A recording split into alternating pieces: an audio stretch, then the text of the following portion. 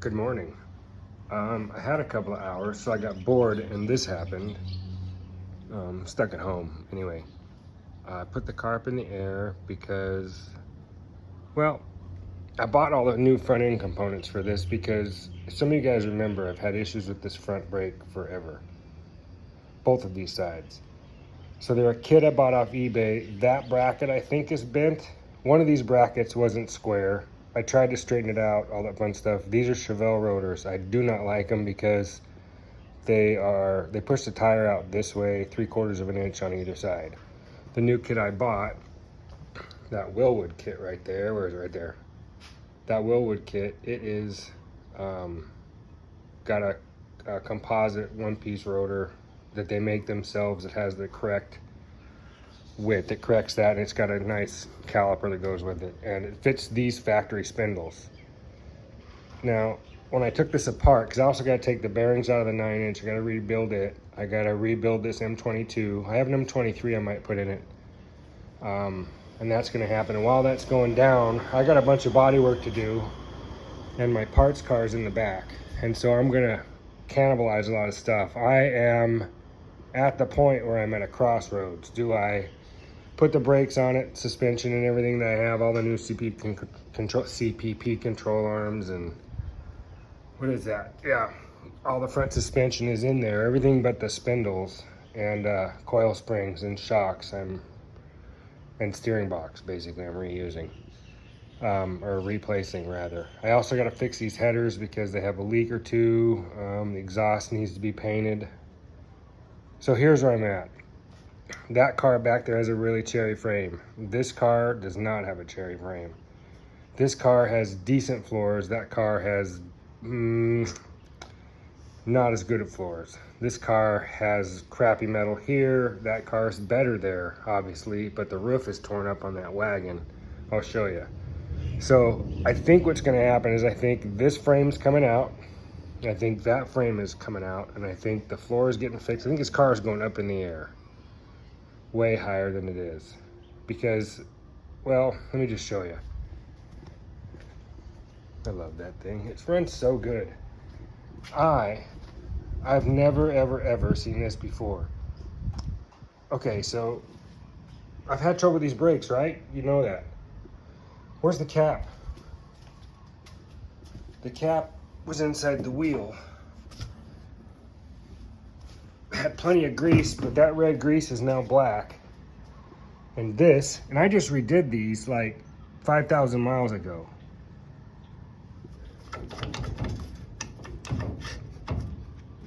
Let's get some drama in there. How's that?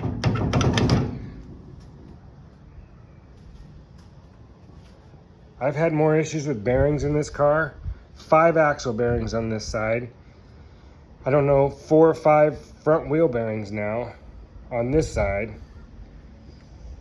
I think this caliper is frozen. I don't know. The bearings in this trans, the bearings in the M21 that were in it, that T5 that was in, that transmission was junk. This is the 7th 9-inch, the second 35 spline setup, that this car has just eaten bearing after bearing after bearing after bearing after bearing after bearing. It's had drive shaft after drive shaft in it. It's had multiple different issues. It has 62,500 miles. But this lovely thing right here, this little small block Chevy, I mean, with these worn out Carters, I mean, look at this girl. Look at this. I mean, come on, honey. Oh, that's real bad. I mean, oh, what a sweetheart. Still the original belt. Yep. This I've changed. Yep. I don't know how many sets of header gaskets I've gone through up here. I think it's the second starter. The click-clack that was in the trunk that was feeding that big 200 gallon per hour mechanical pro comp pump or whatever my buddy got from SEMA back in the 90s. That thing gave up and this regulator froze, which came with it at the same time that died. So I just finished the click-clack into a filter, into that funny old log, and then fed these 2 Carters, which, to be perfectly honest, if you put this thing to the wood, it will empty the bowls in this thing like like that. So full throttle under load has never ever actually happened in this car. A, it blows tires off. B, it just runs out of fuel, so it's a constant back pedal to keep it from leaning out. And that points distributor is worn out now, and the vacuum advance quit on me. And I just need to replace it. And this manifold right here, there's an oil leak, if you can see it in there. Right there, it's at the distributor. The issue there is, so this blower manifold, the distributor position has been machined, or it is a different height than factory. And this factory distributor is out of a 56 Chevy, by the way. It doesn't have an adjustable collar, which is the reason why racing distributors have adjustable collar, because not every manifold distributor depth or block maybe difference or head shaves or whatever like that happens to change the height of that. And so that leaks because of that. So you can put a shim in it or whatever. I haven't done that. This radiator, I have not been good to. I killed it with those radiator zip tie things that hold the fans on. Oh man, it killed that poor radiator. That, and you know, made this core support, chopped it up, all that stuff, and it's bad. The wiring on this car, if you guys know me really well, you know that wiring is something that I absolutely love to do, and it's like one of my most favorite things. But this is like the shoemaker's children. They have bare feet or holes in their shoes or whatever.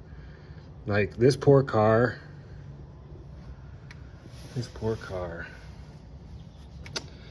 Man, it runs good. It is so loyal. It'll fire up right now. Right now, this thing will just kick off and just run like a champ. Doesn't smoke or nothing. Pulls just as good as it did the day I had it. I do have a 7,000 chip in it because I don't like to go. I pulled the 8,000 chip out because I don't like to zing it up that far anymore. I did that at about 40,000. I pulled the swap chips. Just I want to be nice to it. And the distributor change, let's be honest, the dual point distributor that was in it had a better set of springs, and I could zing it to 8 and it would hold together and not go away. This one, these old points, about 64, 65, they start going blah, blah, blah, blah, blah, and it's over. And I'm trying to back out of the throttle anyway, so I don't need the dwell changing around and timing, all that messing around, and carburetors leaning out. This old girl doesn't need any detonating going on, you know? I mean, she has a rough life. I've changed the oil 3 times in that poor thing in 62,000 miles. Like I said, I've not been good to it. Yeah, I've had problems with these quick performance brakes too. It's eaten 5 brake pins. The 4 originals that came with the kit, and then I got a second kit, and that one has eaten brake pins. So I went and bought a kit from Napa and put it in there, and I'm still waiting for my replacement warranty parts, and that was several years ago on this rear end. So, you know, I'm just gonna do it myself.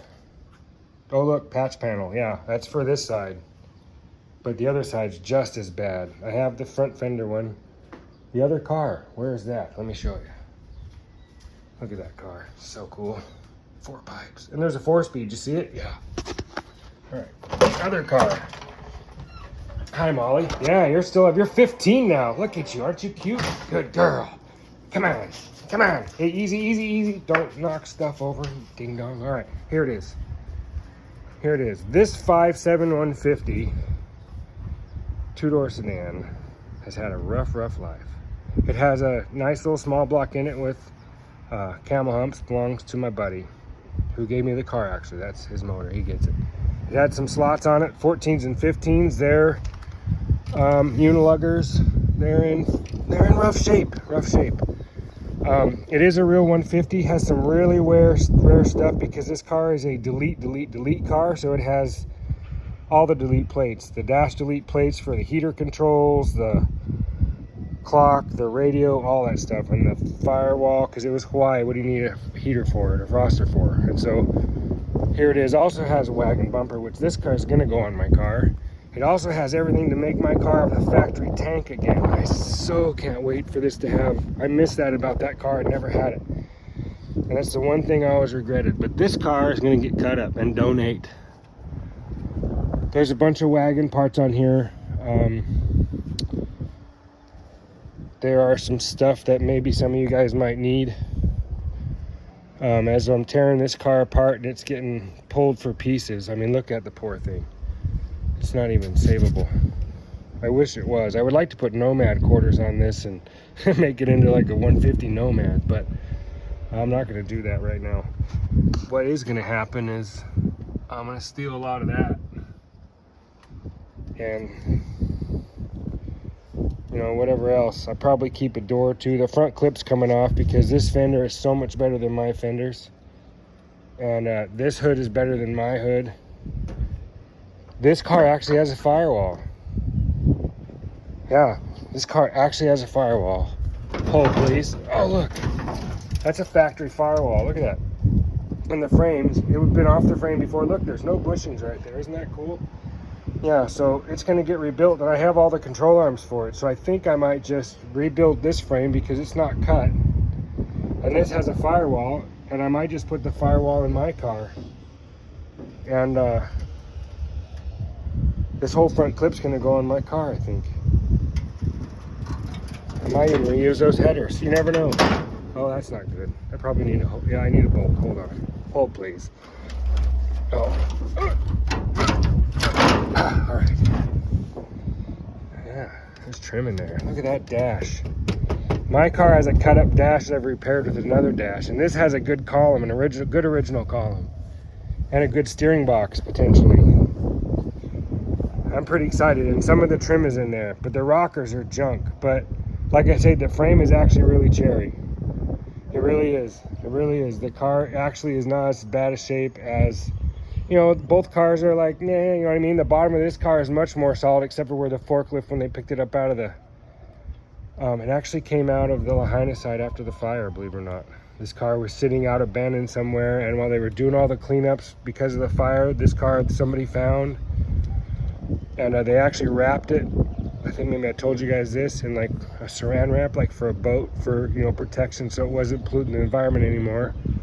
And they were going to ship it off somewhere, and it ended up being too costly, and a friend of mine ended up with it, and he thought of me and gave it to me.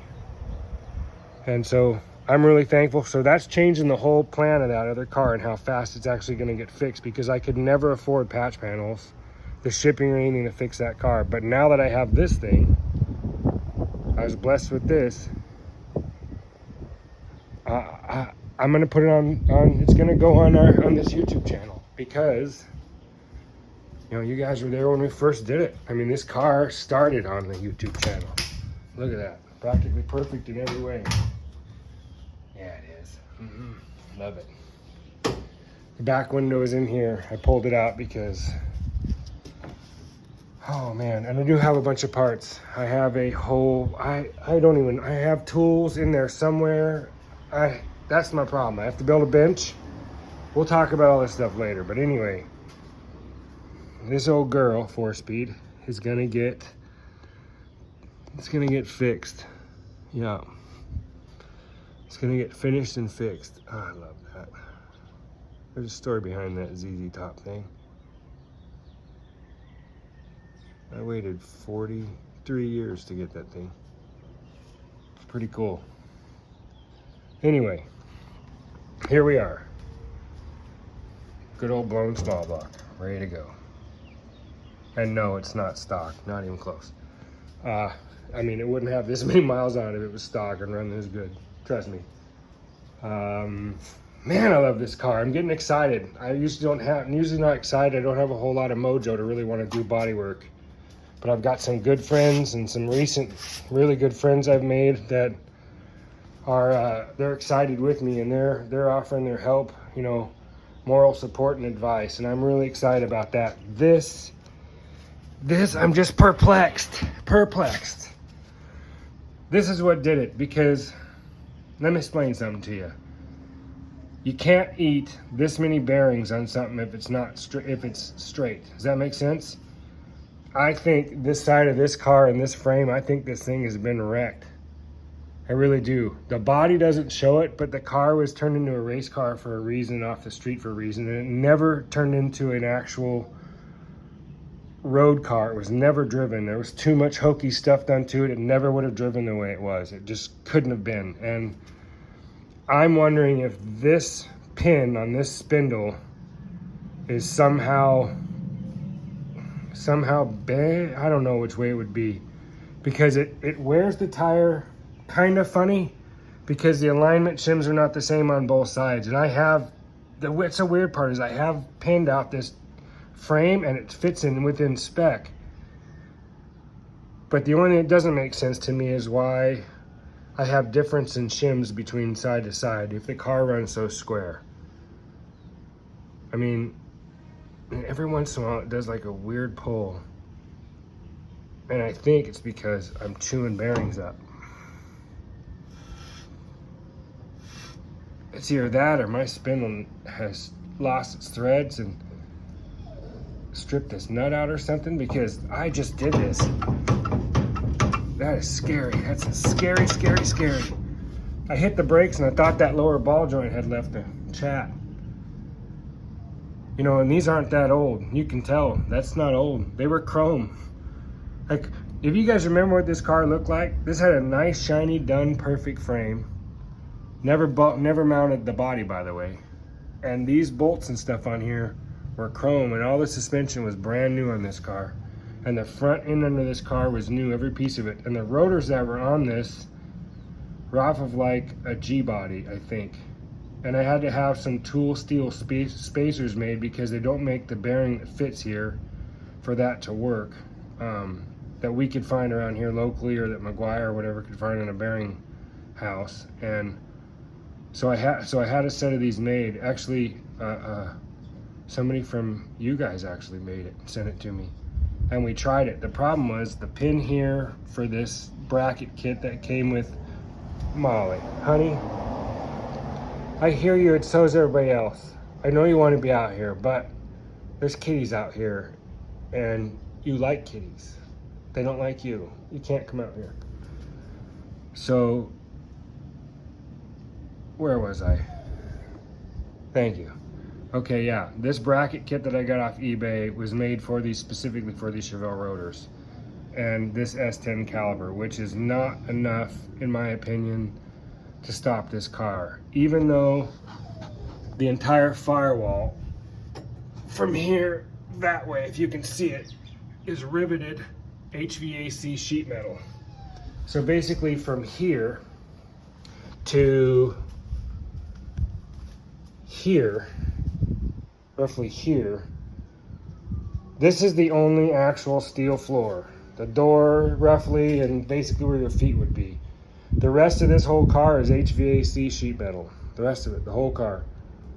The whole floor, the whole trunk, everything. Like, it's all a mess with just the tiniest square tube frame. You know what? I'll just show you. I'll just show you what this looks like under here. That is what it looks like under here. The whole floor looks like that. Yeah, gloss black, still looks good. The whole car still looks good, actually. Honey, puppy, stop. You probably can't see all that, but this is all HVAC sheet metal. The entire, you can see it now, see it? So that much of the floor, that's the only part of the actual factory floor of the whole entire car,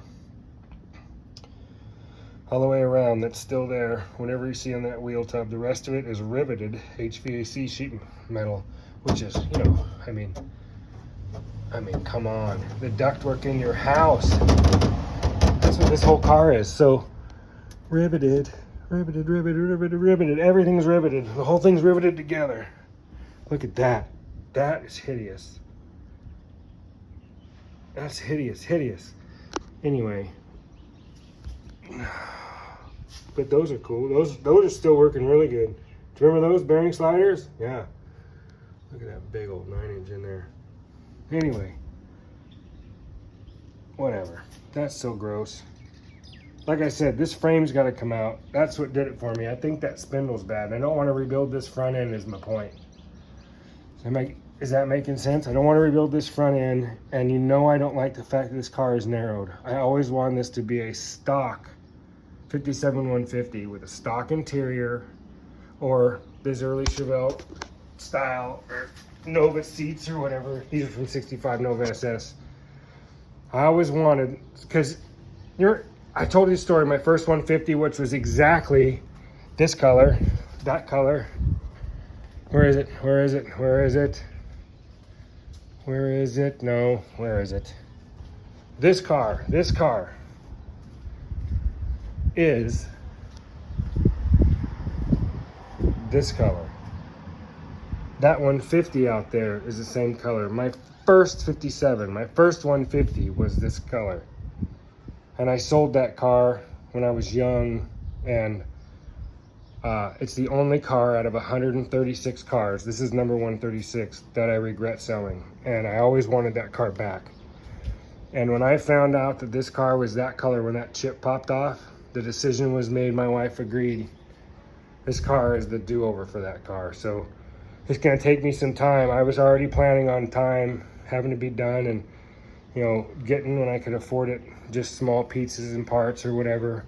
And then that wagon shows up and it's the same color. So like, to me, it's time. It's time. I mean, I think it's time. So original vision, that beige car, imagine it, the whole car was beige, not this color, completely beige. It wasn't a 1211B. It did have roll down rear windows too. And then totally stock, on the stock wheels, stock everything, but a posi, traction bars, a chrome hoop with a nice vintage fire extinguisher, 4-speed, that same wheel, stock interior, totally stock interior, seats, everything, or like a tuck and roll style, 60s style, early 60s, bucket seats, maybe back seats in, like, you know, black vinyl or something, or gray vinyl or something like that. And then the stock 150 interior color, just all stock, all full delete, everything, but a nice gauge package. You know, anything you would have, that tack, anything that would be like 1962, 64, something like that. You know, when the junior stockers were really coming on, fender well headers, you know, were kind of the thing.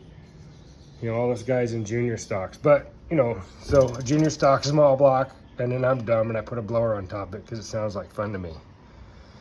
And yeah, that's it. So imagine a totally stock car, dog dish hubcaps, stock wheels, you know, bias plies, posi though, 4-speed, blower.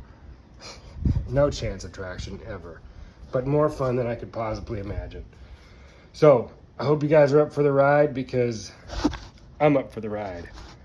Yeah, and if the camera is not going to be kind to me, because I'm not editing any of this, it's just coming how it's coming, straight from this phone. If you get a shot of me, be prepared for an old surfer with long hair. That isn't real eloquent, but I have a lot of fun. Look at this, I found these. Do you know these valves? Oh, well, this video is going to get long. Check these out. Oh, baby. Come on now. My friend Chad gave me these. I mean, this whole car is getting real exciting. Carb kits. I have all this stuff before. That's the old Donovan, when it was a blown alcohol motor. That's the old Donovan drive. And I think, oh yeah, these are the BME rods. These are the rods that used to be in it. Those are the connecting rods. Yeah, not this motor, but the blower and that crank and those rods, the Enderley injector, the mags it had, and a bunch of other stuff, the drives, that stuff was all on an alcohol blower car, but from Alaska, believe it or not. But anyway, I'm digressing again. I'm pretty excited. I'm really excited, actually. This car is gonna get done in like the real, like actual fashion, like, you know, stuff from these guys. You know what I mean? Like, that's what this is. And, you know, it's all thanks to my wife, really, and my friends. I've got some really good friends. I've got a support group that, you know, I could never do this with. I could never dream of being able to do this. I've never had the time or the money or the place to actually build anything properly. I've always just tossed them together and got them going because I need them for transportation, and I just use them as an appliance. And I did this car. This is my choice of transportation. Instead of driving a Subaru or a Toyota or something like that, this to me was more practical because it's basic, I understand it, and I can fix it. And I just put it together, and as soon as it went down to the DMV, it never stopped driving.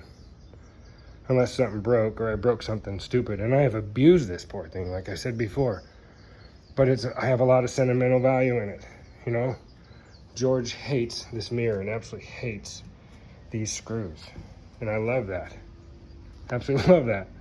Because it makes him mad, and I love George. He's my buddy. And a lot of this car wouldn't have happened without him. And, you know, that's for real. The seats for sure.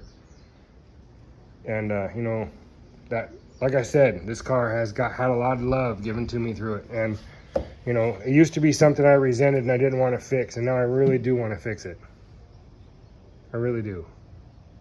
So we're gonna buckle up.